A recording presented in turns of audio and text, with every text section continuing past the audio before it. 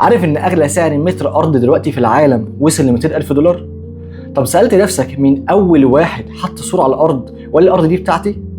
طب سألت نفسك احنا ليه بندفع ملايين في شوية طوب؟ قبل ما يكون في شقق وفيلل وكومباوندز كان في حاجة اسمها حياة الترحال.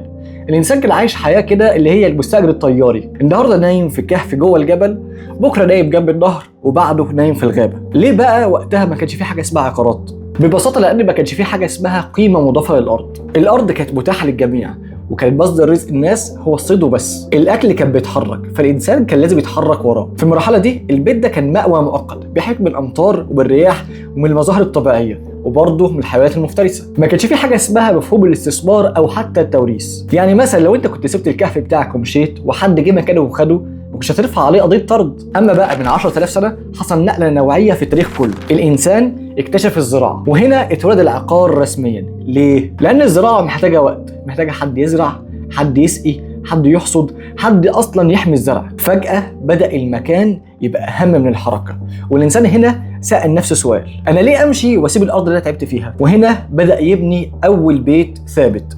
والبيت هنا ما كانش مجرد مكان يعيش فيه، ده كان مخزن لثروته اللي هو المحصول بتاعه، ومكان آمن لعيلته. هنا الأرض بدأت تاخد قيمة، وبدأ يظهر أول صراع عقاري في التاريخ. هنا الأرض بدأت تاخد قيمة، وبدأ الناس تظهر تقول إن الأرض دي بتاعتي. ليه؟ لأني أنا اللي زرعتها. وده أول مفهوم لتعريف حقوق الملكية. تعالوا ناخد جولة في أول مشاريع عمرانية عرفها البشر. مدينة أريحة في الدولة المصرية القديمة. دي تعتبر أول مدينة بأسوار في التاريخ، يعني من الآخر كده كومباوند. الناس هناك عملوا حاجة عبقرية، بنوا سور حوالين المكان كله، وعملوا أبراج حجرية طولها 8 متر. ليه بقى؟ علشان يحموا بيوتهم ومخازنهم من الهجمات. ودي كانت أول بوابة أمنية في التاريخ، سكيورتي. يعني لو كنت عايز تسكن جوه الكومباوند دوت لازم كنت تدفع مقابل ده حماية ومجهود. طب هل ده كان موجود في مصر القديمة بس؟ لا، كان موجود برضه في تركيا زمان، في مدينة اسمها جاتال هويوك التركية. ويا رب بس اكون بنطق اسمها صح. المدينة ديت كان التخطيط العمراني بتاعها غريب جدا. ليه؟ البيوت كلها كانت لازقة في بعض، ما كانش فيه شوارع.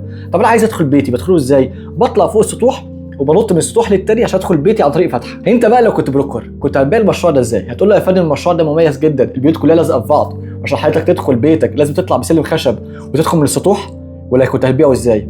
قول لي في الكومنتات كنت هتبيعه ازاي. مع الزياده العدديه بتاعت الناس المشاكل بدات تزيد، والناس اكتشفت ان الانسان مش بيتربط من كلمته، وان الموضوع مش كلامه بس، الموضوع لازم يتثبت باوراق. في بلاد الرافدين اللي هي العراق دلوقتي، السومريين عملوا ثوره، اخترعوا الكتابه. وعارف بقى ايه اول حاجه كتبوها؟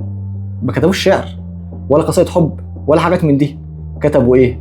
كتبوا صكوك ملكيه اراضي. لقينا الواح طينيه من الاف السنين مكتوب كل حاجه فيها بدقه، مساحه الارض ومين جيرانك والثمن اللي دفع فيها في الارض، هل هو غلال ولا حبوب ولا ايه بالظبط. ولقينا كمان مكتوب الشهود اللي على العقد مين. وده كان اول شهر عقاري في التاريخ. ومن هنا بدا مفهوم صك الملكيه، انك تمتلك ورقه بتقول ان الارض دي بتاعتك. ودي كانت قمه العبقريه البشريه، ان احنا حولنا الارض من حاجه عاديه لاصل تمتلكه وتورثه. في نهايه حكايتنا النهارده لازم نفهم ليه من 10,000 سنه لحد النهارده العقار هو اغلى حاجه. اول حاجه الندره، ربنا خلق مساحه الارض مساحه محدده، اللي حجز حته بدري هو اللي كسب. تاني حاجه الاساس، مفيش اي نشاط في العالم بيقوم من غير حته ارض يقوم عليه. تالت حاجه تطوير القيمه، الارض لوحدها ليها ثمن، بس لما تبني عليها بيت او منشاه قيمتها بتتضاعف. الحكايه بدات بكهف، وبعد كده بيت بطين، بعد كده مجتمع بسور. في الحلقات الجايه هنشوف ازاي الفراعنه والرومان حولوا الموضوع دوت لصناعه جباره. تفتكروا بقى لو انسان الغابه جه دلوقتي وشاف الاسعار في الساحل الشمالي وفي العاصمه الاداريه وفي دبي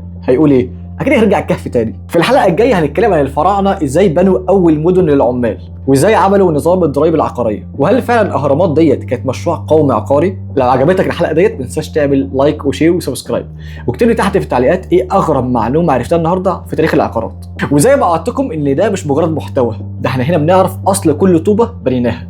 واستنوني في الحلقات اللي جايه، وخليك فاكر مفتاحك مع مهدي. سلام.